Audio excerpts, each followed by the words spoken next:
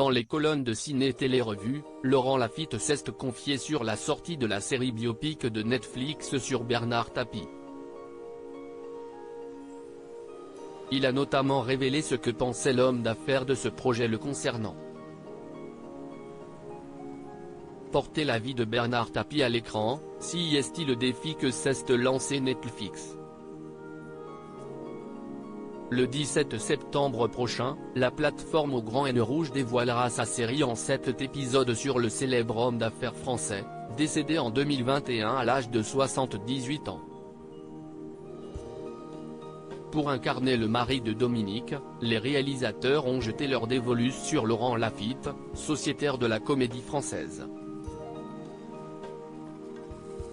La plateforme de streaming entend retracer le destin romanesque d'un personnage hors du commun, de son ascension à sa chute, ou comment un homme ordinaire à l'ambition sans borne devient l'une des personnalités publiques les plus controversées de France, comme l'indique le synopsis.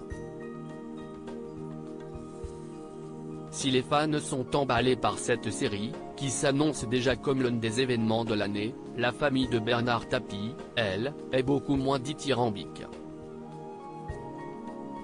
Beaucoup s'inquiètent de l'image qui sera donnée au papa de 4 enfants, d'autant plus depuis qu'il a été qualifié de businessman, homme politique et arnaqueur dans une publication promotionnelle.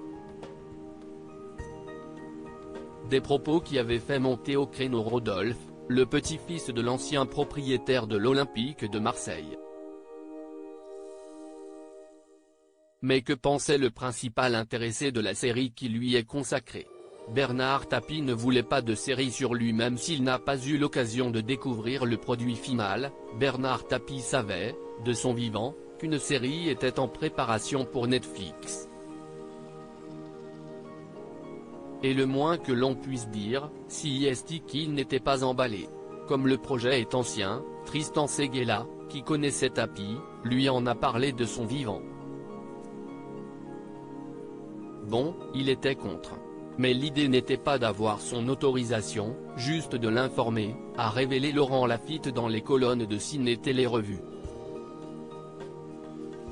Quant aux critiques formulées par la famille de l'homme d'affaires, l'acteur des Petits Mouchoirs les comprend.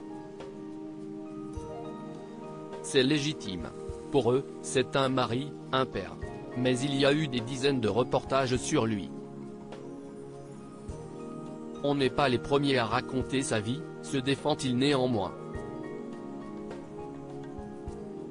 Reste à voir ce que penseront les utilisateurs de Netflix du rendu final.